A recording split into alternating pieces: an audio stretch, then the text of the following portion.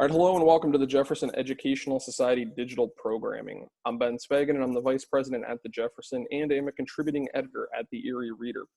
Joining me in conversation here is Mr. Larry Flatley. Now, Mr. Flatley grew up on Erie's east side and is a graduate of Cathedral Prep, the University of Pittsburgh, and the Law School of the University of Pennsylvania. He practiced law for 38 years at the Pittsburgh-based law firm Reed Smith LLP. Since his retirement, he has studied history through the University of Pittsburgh's Osher Lifelong Learning Institute. Now, no stranger to the Jefferson, Larry has presented several programs prior, including a digital production on May 13th that explored his essay for the Jefferson, COVID-19 Pandemic is a Teachable Moment on Native American History. But today, this program, Flashpoint, How Colonial Western Pennsylvania Ignited a Global War. In 1700, Western Pennsylvania was an uninhabited wilderness. Just 50 years later, a world war started there. What happened? Historian and author Larry Flatley and I will discuss just that. We'll explore the events that led to war, including a pivotal 1753 confrontation at Erie between the French commander of the Fort Presque Isle and the Native American leader. Since this program is first airing live on the Jefferson's Facebook page, we'll work our way through as many questions from you, the viewers, as we can as we host this event. If you have a question, just leave it in the comments section below and we will work our way through those. If you happen to be watching a later broadcast of this event, please do feel free to send us questions and we'll do our best to get them along to Larry. And of course, for more information about upcoming Jefferson Educational Society programs and publications, please visit www.jeserie.org and like us on Facebook and follow us on Twitter and Instagram and subscribe to our YouTube channel. Mr. Larry Flatley, thank you for joining me for this discussion. Thanks for having me, Ben. And I'd be remiss if I didn't say something about Corey, which I have tried twice now to get to speak for the Corey Higher Education Council. And unfortunately, because of COVID-19, I've now twice had to do it digitally. But I would like to get back to Corey after many, many years and look forward to the opportunity sometime in the future. Larry, and I know they're excited to get you back there, and I'm so glad that you did mention that because a big thanks to the Corey Higher Education Council for supporting the Jefferson Satellite Programming Initiative. That was one of the initiatives that we actually launched back in 2019, and we're really working to expand in 2020. But due to the pandemic, we've obviously had to dial that back. We're in digital programming, but the Corey High Ed has been helpful in promoting this program and continuing to partner with us on events. So we are so grateful for their support and look forward to the day when we can return with Jefferson programming to that location. And Larry, I promise you're going to be amongst the first to be there. So this program, I love your subtitle, How Colonial Western Pennsylvania Ignited a Global War. That is so powerful. What are we talking about here? Well, the war has two names. In America, it's usually called the French and Indian War. Now, that was the English colonists' title for it, and that's a little misleading, and it suggests that the English colonists were on one side and the French were allied with Native Americans on the other side. It was more like a triangle, Ben, because the English were involved, the French were involved, their colonies were involved, and Native Americans were involved. And Native Americans were fighting on their own behalf, some allied with the French, some, as you'll hear later, allied with the English. But in America, it's called the French and Indian War. In Europe, it's called the 7 Years' War. And that's because the conflict that started in Western Pennsylvania spread to the British and French empires and became a general fight between those two empires that was fought on 4 continents across the world. Even though it ended up as a 4-continent world war, it started with a 15-minute skirmish at a place called Jumonville Glen down in what today is Fayette County, Pennsylvania. Not very far from Uniontown, and as some of your listeners know, over the hill from Hopwood.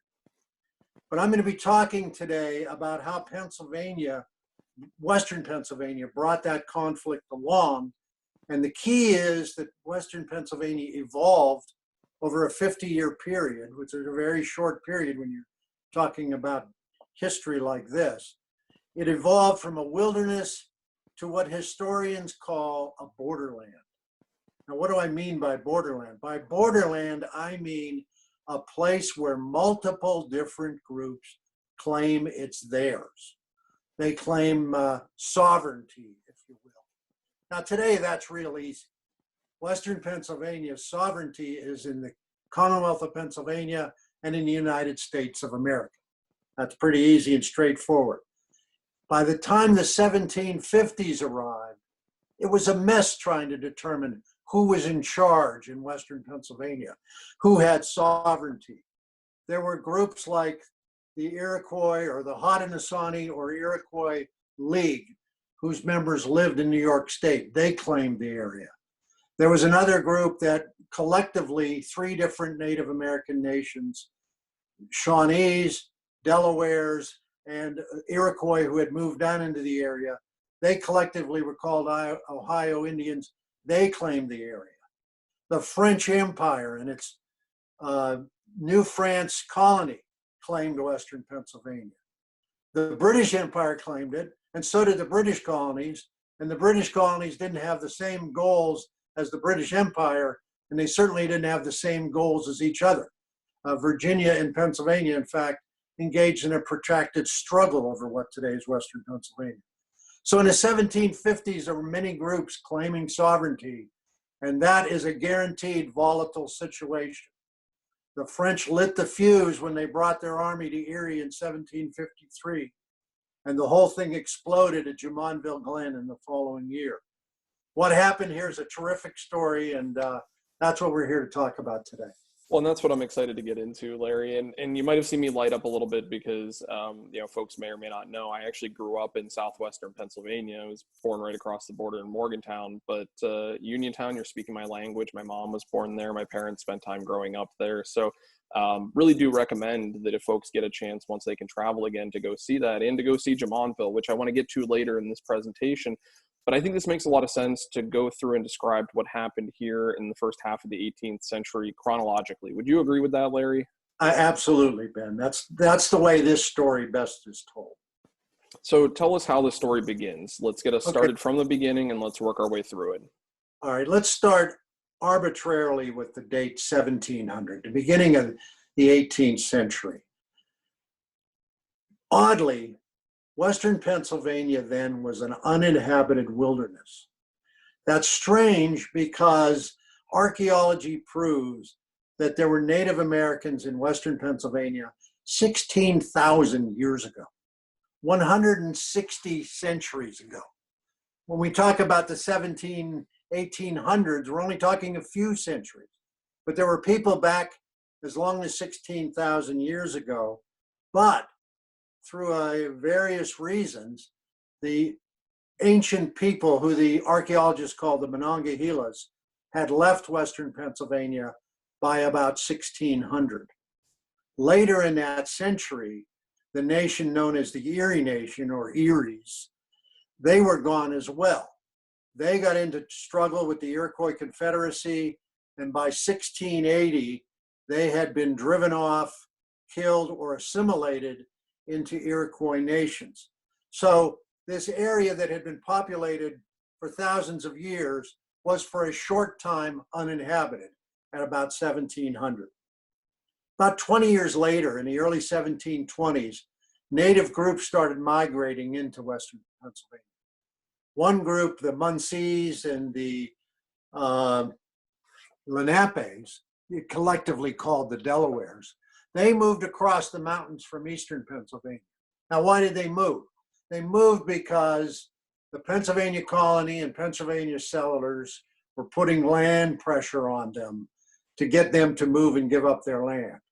The Pennsylvania colony was making deals with the Iroquois, the Haudenosaunee Confederacy or League up in New York State, and the Haudenosaunee, who had a claim, as I said, to Western Pennsylvania, were only too happy to sell lots of Pennsylvania to the Penn family. So that put pressure on the Delawares. The Delawares moved across the mountains, and the first town they established was the town of Kittanning, which still bears that name a couple 300 years later. In addition to the Delawares, the Shawnees moved from south central Pennsylvania, again under land pressure from Pennsylvania. Both the Shawnees and the Delawares felt like they had been abused by the Pennsylvania colony in league with the Iroquois and in those land deals. So those groups moved across the mountains. A little bit later, Iroquois people started trickling down the Allegheny Valley. And they eventually moved far enough into Western Pennsylvania that they became kind of associated from the Iroquois Confederacy back in upstate New York. And they began to become known as Ohio Iroquois, or as the English colonists called them, the Mingos. So these groups were all moving in, and they were far removed from Pennsylvania, from the Iroquois League, and even the people they left behind. They started sharing resources and land. They started living in close proximity with each other, and they even started establishing multicultural towns. And one of the towns that's very important to talk about, it'll play an important role in this story, is the town of Logstown. Logstown is where Ambridge, Pennsylvania is today. It's about 17 miles down the Ohio River from the point in Pittsburgh. Logstown, I said, was multicultural. There was a census done of warriors at Logstown in 1748. It's very interesting. 40% of them were Ohio Iroquois or Mingo. 20% of them were Shawnees. 20% of them were Delawares. The other 20% were various other native nations. So that group of people were living together at Logstown and throughout various villages in southwestern Pennsylvania. Very important, though, they didn't give up their identity. They called themselves Ohio Indians, and that's what we'll call them today. Warriors at Ohio, hunters at Ohio. They called themselves that, but each group maintained its own right. They cooperated together when it made sense to do that, but if it didn't make sense to do that, they didn't cooperate together, and that's also going to play a very important role in our story. So Logstown and other towns like that were essentially self-governing by the late 1740s. They didn't answer to Pennsylvania, they didn't answer to Virginia, they didn't answer to the Iroquois Confederacy, they answered to themselves. And they, one historian, Richard White, has referred to them as Indian republics. So that's the way things looked. And that's how it started in 1700. Well, and it seems relatively peaceful, despite the fact that Native Americans are being driven west. It seems once they get to that area, they're able to cohabitate, cooperate when needed, and it seems like they're establishing a new base there. You mentioned earlier on, two big forces we're going to get to, British and French. What were the British and French mindsets at the turn of the 18th century in terms of expanding their empire? In 1700, I don't think they much cared, either the French or British. Nobody was living out here. It was a wilderness. The British colonists at the beginning of the 18th century, at 1700, tended to look upon the mountains. Remember, those mountains were very formidable to the transportation that was available to people in 1700. They looked at the mountains as the natural western barrier for their colonies. The French had colonies in Canada. They had a colony in the western Great Lakes that they called the Illinois country, and they had a colony in the south that they called Louisiana. They weren't particularly interested in western Pennsylvania at 1700 either. What changed was the migrant groups of Native Americans moved west. When those groups moved from eastern Pennsylvania, the Delawares and the Shawnees, British traders, Pennsylvania traders followed them. Why'd they follow them? Well, they were their customers. They wanted to sell to the Native Americans, and just as important, they wanted to buy the furs and skins that the Native Americans would barter with them. So the Native Americans moved out, traders moved after them to start to make a deal. Both France and England, now the British traders got the head start, the Pennsylvanians, and the French said to themselves, well, we're missing out on this deal. And French traders started to move in as well. And now you have a situation where each empire is clashing. There's friction there. The British traders don't like the French don't like the British. There starts to be friction between the two empires over who's going to lock in this trade, and that's later going to evolve into the best term would be lust for the land itself on which the customers were living. So Larry, one of the things that I think is important that happens is that treaty conference that it occurs at Logstown, which you mentioned is really important. And that gets us, up through the 1740s, and that treaty gets us to 1748. Tell us a little bit about that and how we start to see a particular spokesperson emerge for the Ohio Indians. Okay. We're into the mid 1740s now, and Britain and France had a series of wars in the 18th century. They had one from 1744 to 48 that the colonists called King George's War. Well, during King George's War, like all the other wars that the British and French had at this time period, British had a better navy. They would blockade Canada, and the French traders in Western Pennsylvania, there was international trade, a lot more of it than anyone would realize until you thought about it. There was international trade, and the French traders' supplies dried up. So the Ohio Indians, this group of migrants who are living out here, are now dealing exclusively with British traders. And the Iroquois Confederacy itself was neutral. They didn't take a side in that 1744 to 48 war. But the Ohio Indians, the three migrant groups, they were getting their supplies from the British. And one of the sad facts for Native American people in Western Pennsylvania at that time is they were economically dependent on British trade, on European trade goods, whether it be from Britain or France. They needed the goods, and they most especially needed the guns and ammunition, not only for hunting, but for defending themselves against other native nations. So in 1747, a delegation of Ohio Indians showed up to Philadelphia, unannounced. They said, "We want to talk to the governor." And so the Pennsylvania people got together real quick and put a delegation together to meet with these folks.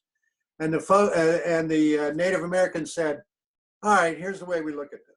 You want us to be fighting the French, and we are fighting the French." But there's a quote here I want to read to you. This is from the Pennsylvania records of the meeting.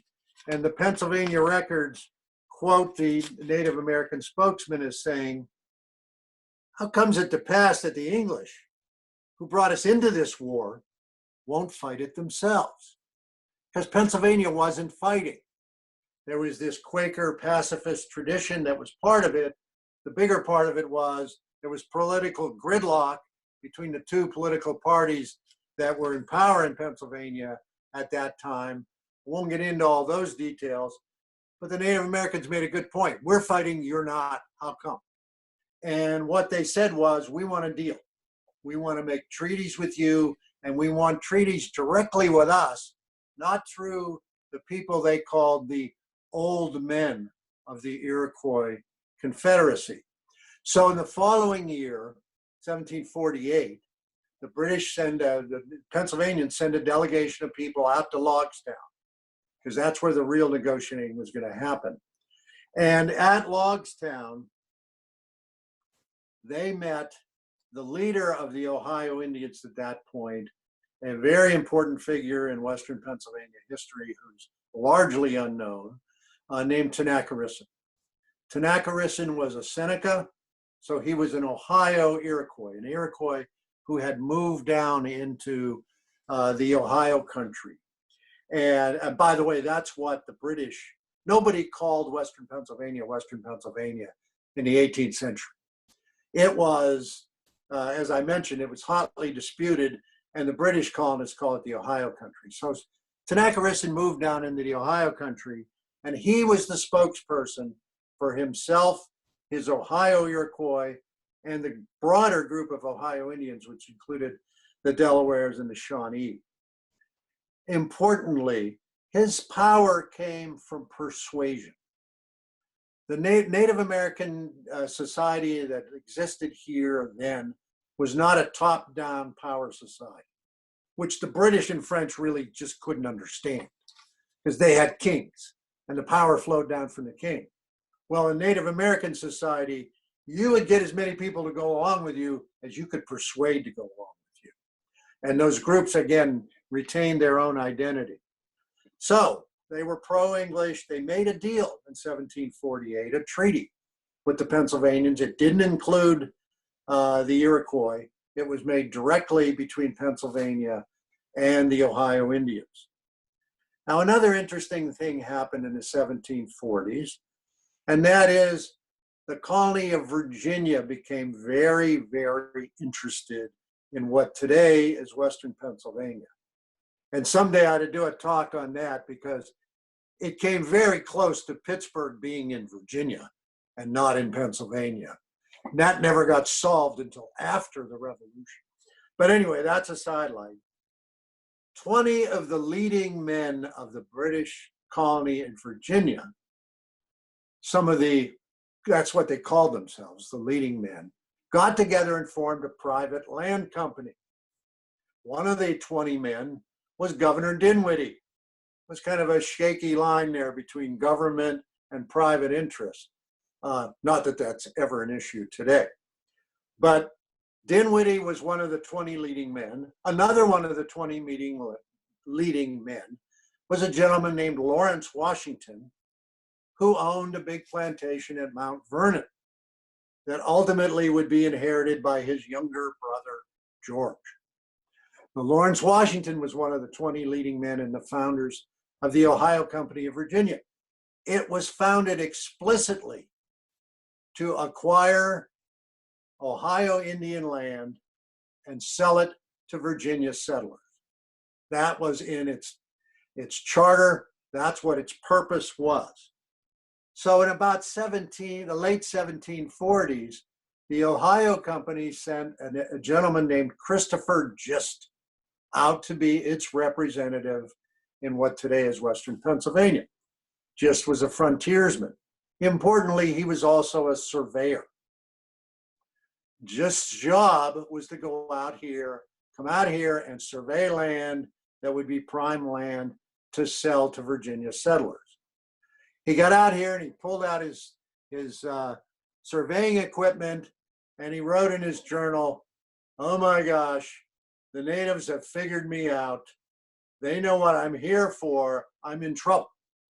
Now, he survived and he persisted and he ended up establishing what was the first white settlement in Western Pennsylvania down in what today is Fayette County. So things are percolating along in the late 1740s. The British are moving out with traders, specifically Pennsylvania traders, Virginia traders as well. And the Ohio Company of Virginia and the Virginia colony, hard to tell which was which, is out here and they're sniffing around looking for land to sell. So, Larry, you mentioned the British, you mentioned the Virginians, and you mentioned the Pennsylvanians, and you mentioned the natives. What about France at this point? How are they reacting to these late 1740s moves being made, in particular by Virginia and by Pennsylvania? Well, the French weren't blind, and their people on the ground reported back to Montreal and in turn to Paris, and they connected the dots pretty well. And the dots connected this way for the French. British traders are in Western Pennsylvania. And the way the British work, once the traders come, it isn't too long before settlers come. And once the settlers come, it's not too long before the army comes. So you've got traders, then settlers, then military, and then we, the French, have a mess. Because our colony in Canada is now split off from our colony in Illinois and our colony in Louisiana. And so that the French considered an intolerable situation. They decided they needed to drive out the traders before the settlers and the troops could follow. So in 1749, they sent a gentleman named Celeron, who had 200 French soldiers with him, and he paraded through the Western Pennsylvania area, down the Allegheny River and down to the Ohio and out to Logstown. And everywhere he went, he told the Native Americans to quit trading with the British, that this land belongs to the King of France, and he left lead plates at various locations. Well, Celeron's expedition was a failure, and about the only thing he accomplished, if you will, was that the lead plates irritated the Native Americans because he was claiming the land for the King of France. They considered that land theirs. A couple years later, the French sent a gentleman named Philippe Joncaire to Logstown for a meeting. And he, at Logstown, demanded that the Native Americans quit trading with the British. And that, Tanakarissan again was the spokesperson for the Native American coalition. And it says in the records that he responded to Joncaire with the air of a warrior. Now that's a little unusual for these meetings because there was a tradition about how these meetings were done. And they tended to talk in metaphors and polite language, like the Native Americans would refer to the French as fathers. French would refer to the Native Americans as children, all very cozy and family-like. And kinship relationships were important in Native American culture, and the French knew that, so they tried to incorporate that. But Tanakarissan at this meeting spoke like a warrior. And at one point, according to the minutes, at one point he put his finger to Joncaire's nose and basically said, "Get out. This is our land. It doesn't belong to the King of France. Go back to Montreal and tell the Governor General that the Six Nations, the Iroquois, said go home." And he was kind of overstating his authority there a bit because he didn't speak for the Six Nations, but he was a member of the Six Nations, so he acted like he was. That was 1751. Now, the French didn't get much out of this 1749 and 1751 effort. The Ohio Indians kept trading with the Pennsylvania traders, and they kept trading with the Virginia traders. And in fact, the Virginia colony / Ohio Company of Virginia pressed all the harder for land concessions in Western Pennsylvania in the early 1750s. There was a very important treaty conference at Logstown, again in 1752. And there, Virginia tried to claim an enormous expanse of land that they said they'd agreed with in a number of years earlier with the Iroquois Confederacy. And you can imagine the Delawares and Shawnees are sitting there rolling their eyes thinking, oh, here goes another deal between the Iroquois and the English going to dispossess us from our land. What the Virginia Company was asking for, the Ohio Company of Virginia was asking for, was all the land south of the Ohio River. Now I need to explain that, and I'm going to try to use a homemade map that I have. I didn't prepare any PowerPoints for today, but I made this homemade map to use with my talk. And I'm going to hold it up, Ben, and see if I can have it viewed. Yeah, I've got it, Larry. That looks great. Now, this is my handiwork. You can see there's Lake Erie. I've even got the peninsula there. Over on the side, with the modern state lines are there. Of course, nobody knew what those were at the time, but I'd let them in for reference purposes. Iroquois is where the Iroquois Confederacy lived. Now, down here in southwestern Pennsylvania, there are a lot of native towns, but when the Ohio Company asked for the land south of the Ohio River, it's very important to note this. A lot of the Europeans, there are a lot of French maps, there are also a lot of English maps, treated the Ohio River and the Allegheny River as all one river.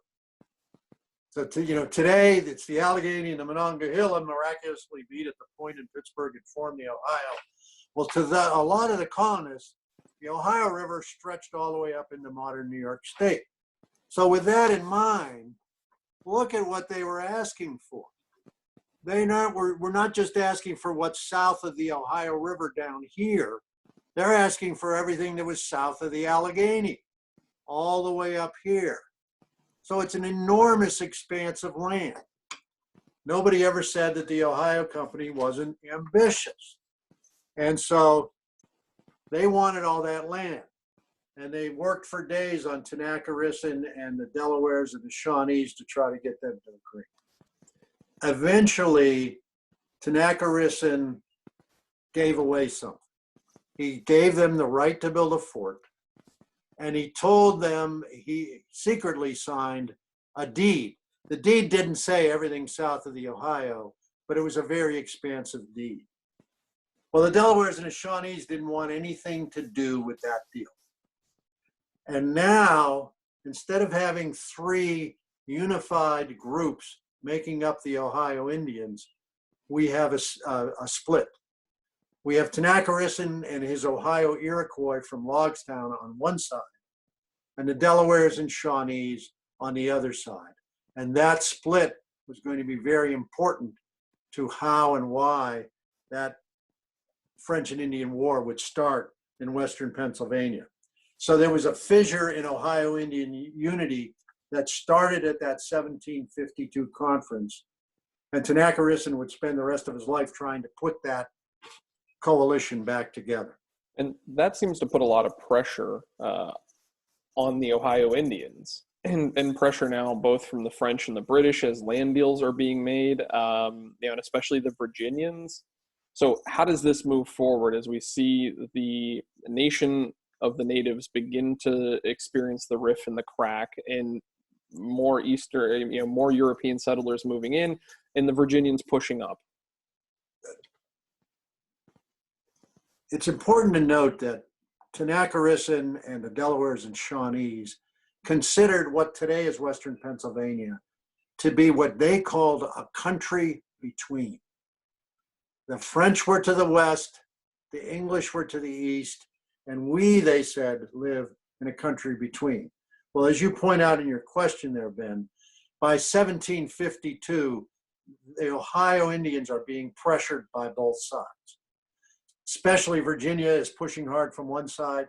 The French are sending troops, the Celeron, they're sending Joncaire. There's tremendous pressure on them from both sides. The interest that the two empires have developed now in Western Pennsylvania is having a detrimental impact on the Ohio Indian Coalition, and it's cracking because of that pressure, because of differences of how they want to respond. Tenacarisan wants to side a little bit with the English. The other two don't see the English as any better than the French. So things were going to get worse. And they started getting worse in July of 1752, when the Marquis Duquesne showed up in Montreal and became the Governor General of New France. His predecessors had tried to push the British traders out. Duquesne's point of view was, enough is enough. We tried these other things, it didn't work. I'm going to get them out. I'm going to drive them out of Western Pennsylvania. I'm going to drive them out now. And so he had a plan. His plan was pretty simple. It was expensive, it was risky, it was all of that, but it was pretty simple. He was going to send French troops to Western Pennsylvania to occupy Western Pennsylvania before the British could get there. And so his troops were going to come down from Montreal and along Lake Erie, and they were going to build 4 forts. And all of this was to happen in the year 1753. The first fort would be in Lake Erie. They weren't sure whether it would be Chautauqua County, New York, or ultimately where it turned out to be in Erie. The second fort would be on a tributary of the Allegheny River, somewhere reasonably close to the first fort, so that they could portage goods from the first fort to the second fort. The third fort would be down at the Allegheny itself, at today's Franklin, and then the fourth fort would be along the Ohio River. Original plan was to do it at Logstown. Ultimately, of course, they ended up in the center of Pittsburgh. So Duquesne had 4 forts. He wanted them built. He's going to send 2,000 troops. He figured 2,000 troops would crush whatever opposition was there. He knew that the British wouldn't be able to organize fast, and they couldn't. And he figured they would crush whatever Native American opposition there was. He selected as his commander a gentleman named Paul Marin. Now, Marin was 61 years old. And it was said by some people who knew him that he had a peevish, choleric disposition. And I need to read you a quote. I got a bunch of good ones, but here's a good quote from a historian about what Captain Marin was like. And this historian's Walter O'Meara. He wrote that Marin appears to have been a difficult man. Nobody understood the Indians better. Duquesne remarked that Marin was born with a hatchet in his hand and a flour sack as a diaper. And nobody questioned the hard-boiled old campaigner's ability as a soldier. But Marin, alas, had a talent for rubbing people, especially his own officers, the wrong way. He was hot-tempered, suspicious, tactless, and, here's Duquesne again, half ferocious in his dealings with friend and foe alike. So this is the man who's leading the French expedition into Erie in western Pennsylvania in 1753. They left Montreal in February. Tenacarissen got word within a week or 10 days. They had scouts in the field. The word passed quickly, and he started to prepare to repel the French. They arrived in Erie on May 3rd. They promptly set about starting to build Fort Presque Isle down there at the foot of Parade Street, looking out over the peninsula and the lake. They figured out where they would portage into a tributary of the Ohio River, and that was at, of course, Waterford. And they started building a road between the two, a portage road to carry materials from Fort Presque Isle to Fort Le Boeuf. They had tremendous problems. The portage road was very hard to build. The ground was swampy, bog-like, some of their descriptions said. Marin worked the men relentlessly. He had to get that project finished in 1753, excuse me. But the men started to get sick. Scurvy, fevers, pneumonia, dysentery.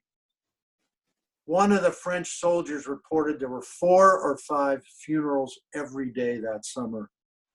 500 of his men, remember he brought 2,000, 500 of his men were buried either outside of Fort Presque Isle or outside of Fort Le Boeuf that summer. There were desertions. By the fall, there were about 800 of the 2,000 men who were capable of serving. It was a devastating summer for Marin and his men.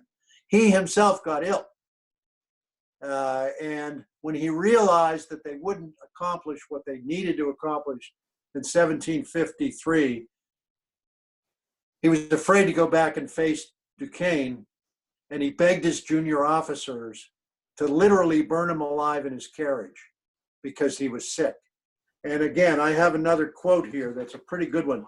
This quote is from an Englishman an English trader who was taken prisoner by the French when they came swooping down through Erie and western Pennsylvania in 1753, a man named Stephen Coffin, and he escaped a year or so later, and the Pennsylvania authorities had him report what he saw.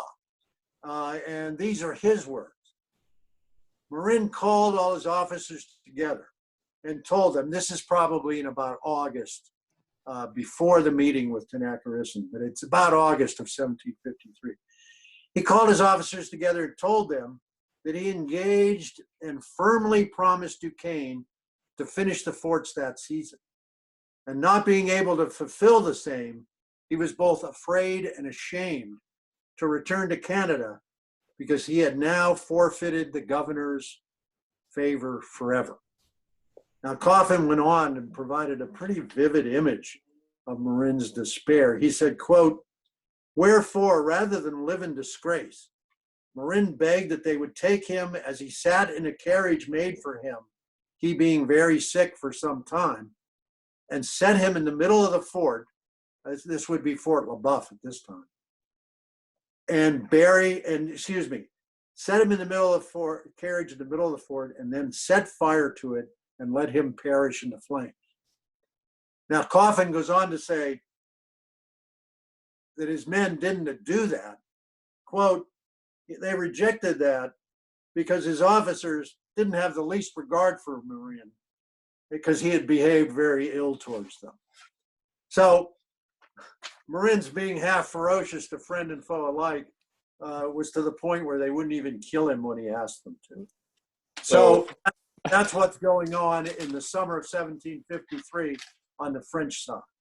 I was going to say, I think, Larry, it's safe to say things are not going well for the French. It's an overly ambitious plan, overly ambitious timeline, poor leadership put in place for that. But what's happening on the other side? How are things going for Tenacarisan and the Ohio Indians during that same time, during that summer? What's transpiring there?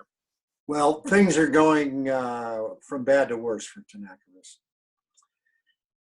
If you look at his situation, he was facing an invading French army that was hell-bent on occupying what Tenacarisan considered to be the country between the two empires. It was also a personal threat to Tenacarisan. Remember, he had labeled himself at the meeting with Jean Caire as a bit of an enemy of the French. And indeed, he was at that time. Well, they were marching towards his house and where his family lived.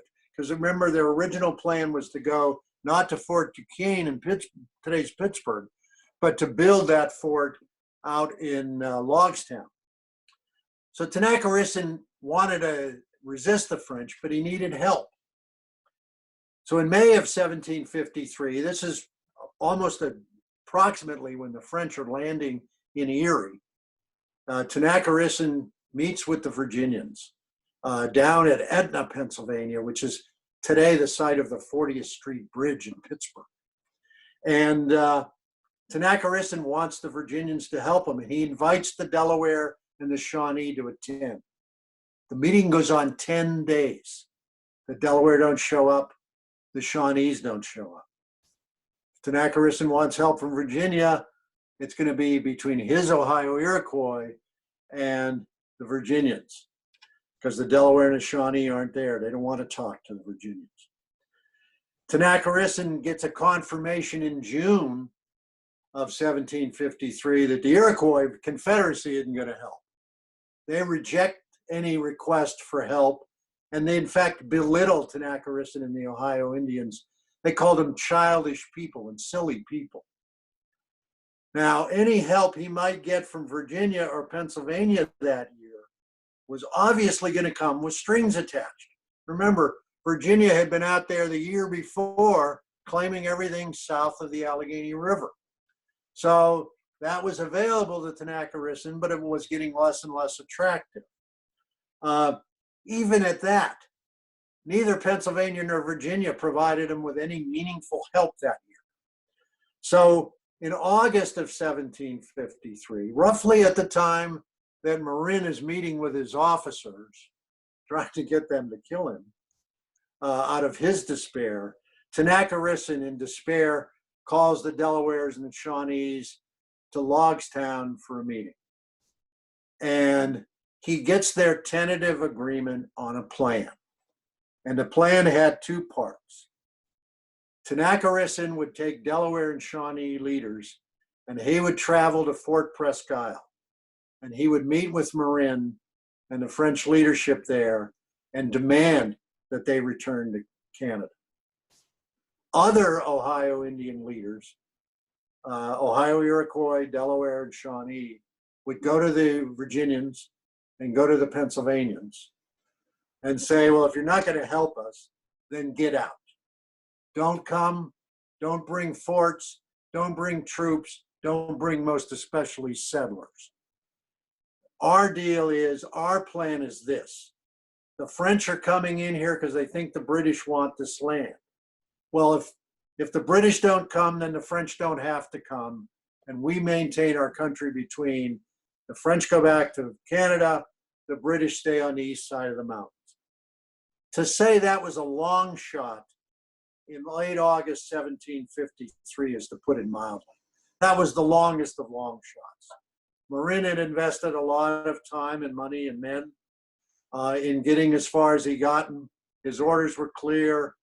The lust of the Virginians for the Pennsylvania land couldn't have been more clear, but Tenacrisson and the Delaware and Shawnee leaders decided to take that shot and see if they could talk these people into leaving them alone. And that's why Tenacrisson headed for Fort Presque Isle.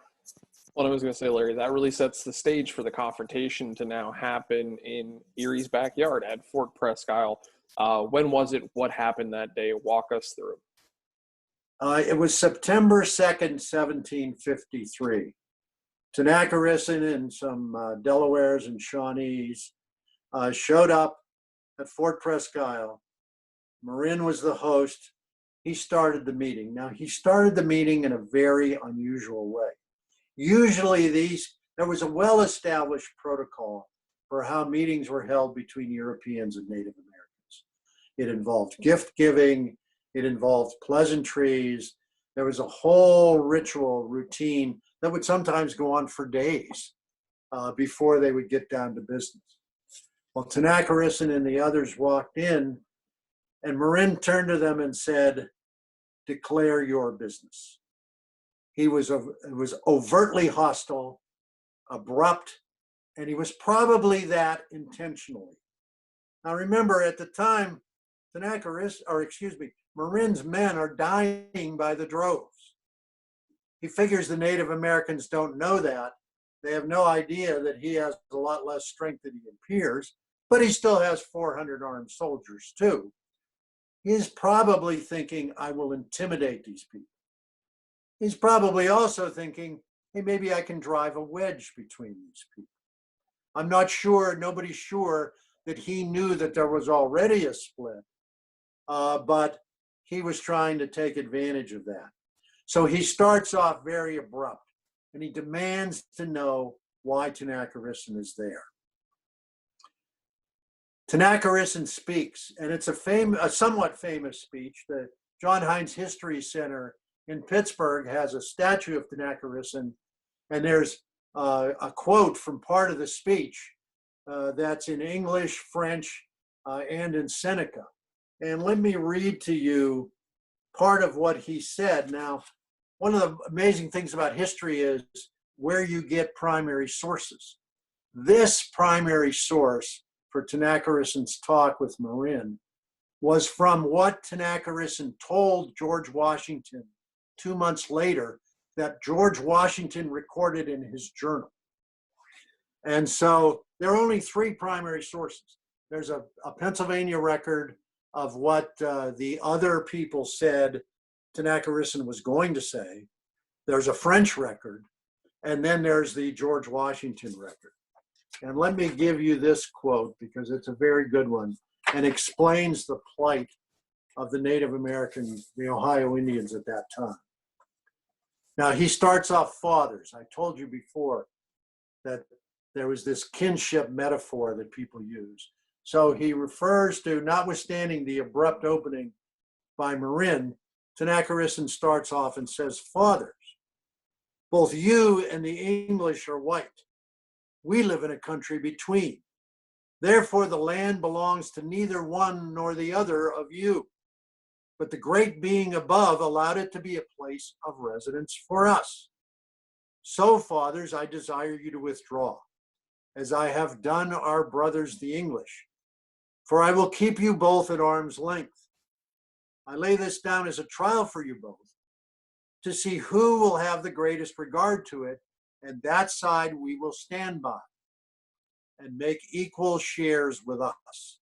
Our brothers, the English, have heard this, and I come now to tell it to you." Well, I mentioned that Marin was in an abrupt mood, and whether he was sick or not yet at that time is unknown, although by the end of September, he was terminally ill.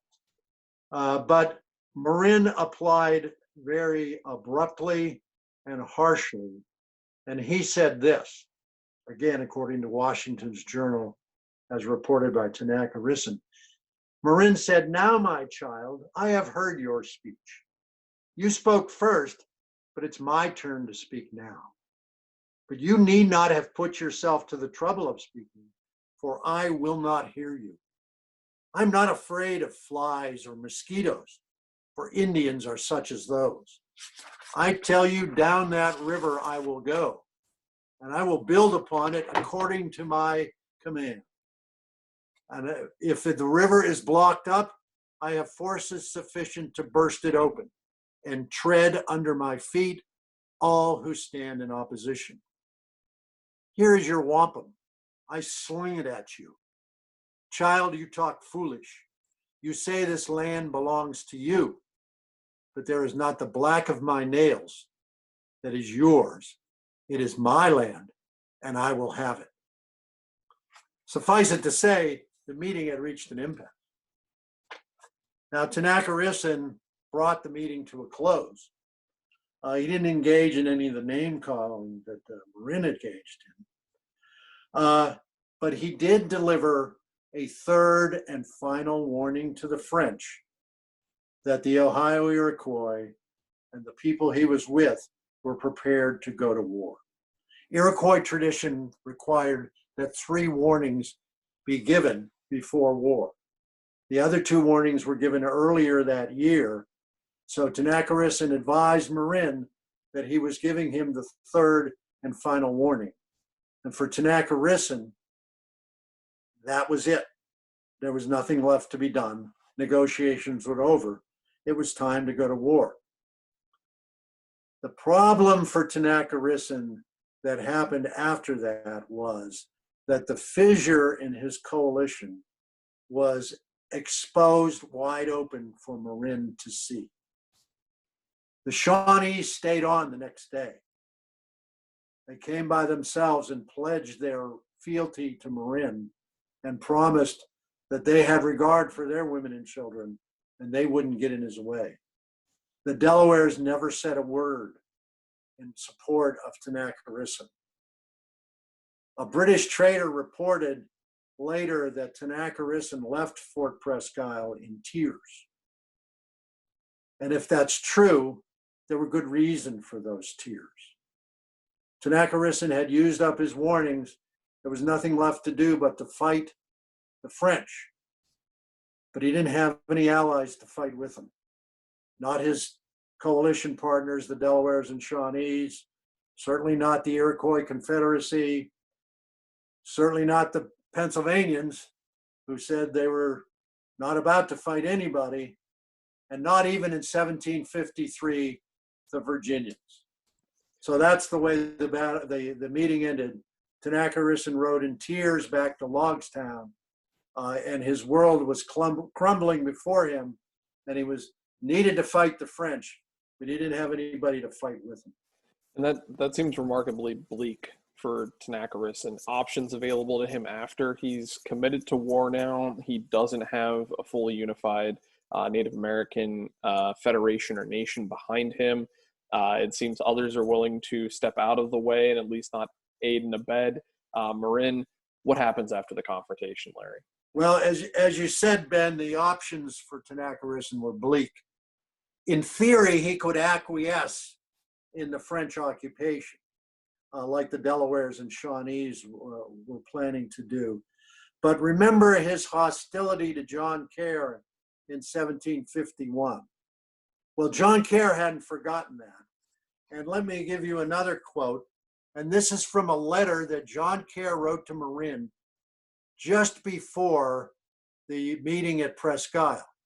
Marin had never met Tanacharison, and he knew John Kerr had. So John Kerr wrote to Marin and said, here's what you can expect. Let's see if I can get this quote here.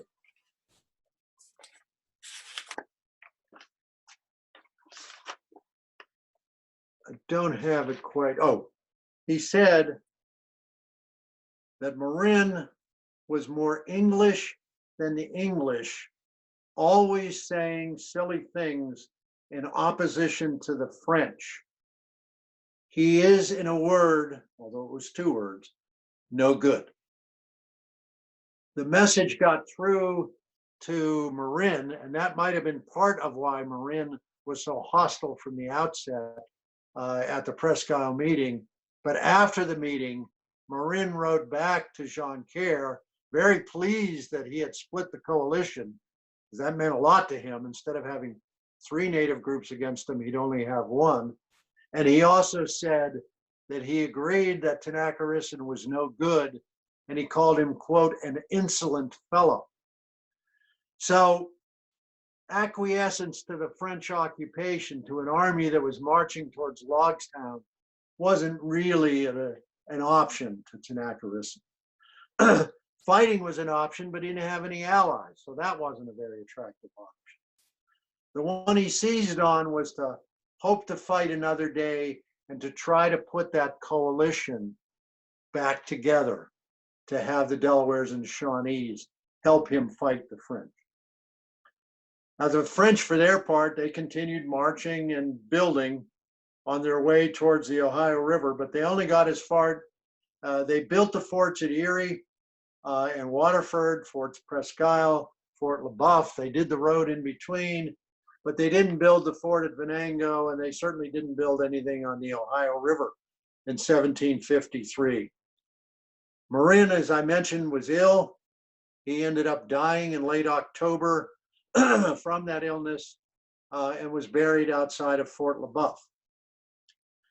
Marin's men, they left troops to cover the fort at Erie and the fort at Waterford, but the rest of the men returned to Montreal for the winter. And Duquesne himself said they were in a pitiable state when they returned. Now, in November 1753, this is a couple months after the meeting, Governor Dinwiddie sent a 21-year-old militia major named George Washington up to Western Pennsylvania with a note that he had for the French commander at Fort LeBoeuf. And that note, as everyone knows, this story is very well known. As everyone knows, that note said, this is British property, you need to leave. I'm not going to go over those details. The French commander was very polite and nice. He said no, invited Washington to dinner, sent Washington on his way. What's interesting for our purposes about that trip was that on his way to Fort LeBoeuf, Washington stopped at Logstown, and he met with Tenacarisan. And he brought Tenacarisan along with him to Fort LeBoeuf. And there was a reason for that. Washington wanted to make the point to the French that he had Native American support. Tenacarisan tried for days. He delayed Washington, trying to get the Delawares and the Shawnees to join in this mission to Fort LeBoeuf to signal that they too would fight the French. It's a great story that I don't have time to get into today, but they literally jerked Tenacarisan around, made him think they were going to do it. Well, the Delawares said, "Oh, you can get our wampum up at Venango. It's up there." And then they got to Venango, and the guy said, "Oh, well, the people down in Logstown didn't tell us this was supposed to happen." And so the long and short of it was the Delaware and Shawnees didn't want to side with Virginia because George Washington was a military officer, and guess who he had with him? Mr. Gist. Mr. Gist, the surveyor, was with George Washington. The Delawares and Shawnees said, Washington's military, Gist is a surveyor. We see where Virginia's going with this. They've demanded this land before. They're sending out their military so they can get land to sell. So they said, we don't want anything to do with this and that. They did it very indirectly, but their reasoning had to be, we don't want anything to do with this. So they didn't go to Fort LeBoeuf. They stayed home. So at the new year comes, Duquesne sends fresh troops back down into Western Pennsylvania. Finish that job that I gave you. And the French get here early in the year. They get to Venango and build a fort there. They arrive at downtown, what today is downtown Pittsburgh, in April, and they decide that that's a more suitable place for the fort than Logstown. So they start building the fort they named in honor of the Governor General, Fort Duquesne, down at the Point in Pittsburgh. Washington comes back in May of 1754. This time he's not on a diplomatic mission this time. He's still in uniform, of course. but he's got Virginia militia with him, a pretty ragtag group of guys at that time. Washington didn't think much of them, but he had 20 or 30 Virginia militiamen along with him. By the way, all of whom were promised Western Pennsylvania land if they fought the French out in Western Pennsylvania. So Washington comes with Virginia militia, and Tennakerison's out in the woods too. And he's got a bunch of Ohio Iroquois warriors with him. They meet up in the woods of southwestern Pennsylvania in late May of 1754, and they've been tipped off that there are French soldiers under the command of Ensign Jumonville camped up over the ridge. Well, Tennakerison and Washington work together, surround the French. They open fire. Officially, nobody knows who fired first, although there's a recent document that indicates that Washington's men fired first. But in any event, in a 15 minutes time, they rout the French. Jumonville himself is taken prisoner, and he's trying to communicate with Washington. Washington doesn't speak any French. Jumonville doesn't speak any English. And Jumonville's trying to communicate. Tennakerison comes up. Tennakerison speaks French, and he says in French, "But you are not yet dead, my father," and he tomahawks Jumonville to death. At that point, his warriors kill pretty much all of the other French prisoners, and the 22-then-year-old Washington is powerless to stop them. That's the battle, the skirmish, that most historians think started the French and Indian War, that eventually evolved into a worldwide war between the French Empire and the British Empire. So Larry, as we're nearing the end of this story, I do want to hit the follow-up on that skirmish quickly, from Jumonville Glen, your follow-up there, and then I want to get to the big takeaway points of what we learn here from this war. The follow-up is Washington invites Tennakerison to come meet with Governor Dinwiddie, which sounds like a pretty good idea to me, because Virginia was actually providing Tennakerison with help. But Tennakerison refuses. He refuses it because he has messengers take French scalps to the Delaware and the Shawnee. And that's a message to them. The battle has started. Get in here and help me. Help me fight the French invaders. Help me fight this French army. So he's trying, his first priority is not to deal with the British, the Virginians. His first priority is to try to repair that coalition. Now, why would that be? Because his help from Native American is going to be a lot more helpful to him in the long run than help from the Virginians. He wasn't suffering under any illusions as to what the Virginians' ultimate intentions were. But they refused. They refused again, because in 1754, the Delawares and the Shawnees wanted to see what was going to happen. How's this going to play out between the French and the English? And they actually sat on the sidelines and didn't join the war until well over a year later, until the fall of 1755, when, after the fiasco for the British Army in the Battle of the Monongahela, where General Braddock was routed and ultimately killed, the Delawares and the Shawnees said, "Oh, it looks like the French are going to win this thing." They came in on the side against the English. It's important to say they were against the English and not for the French.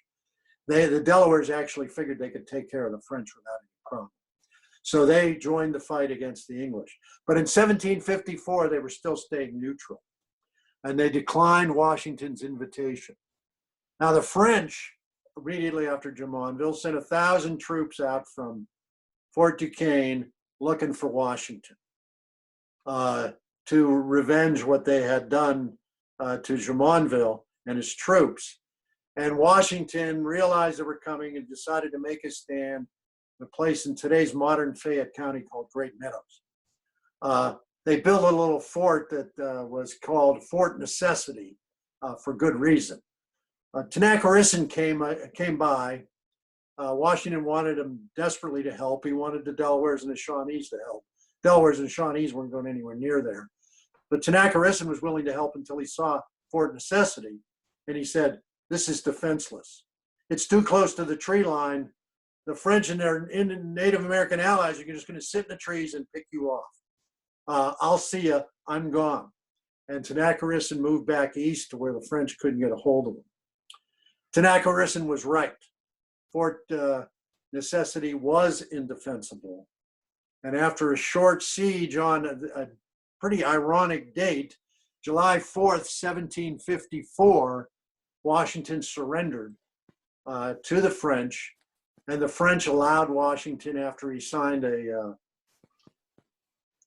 a confession of sorts, and there was again, we had Washington not speaking French and a bad interpretation. He signed the confession, and the French let him and his troops go back to Virginia. Tenacharissen, for his part, kept trying to put the coalition back together. In September 1754, he's still meeting with the Delaware and the Shawnee, trying to put it back together, but it didn't happen.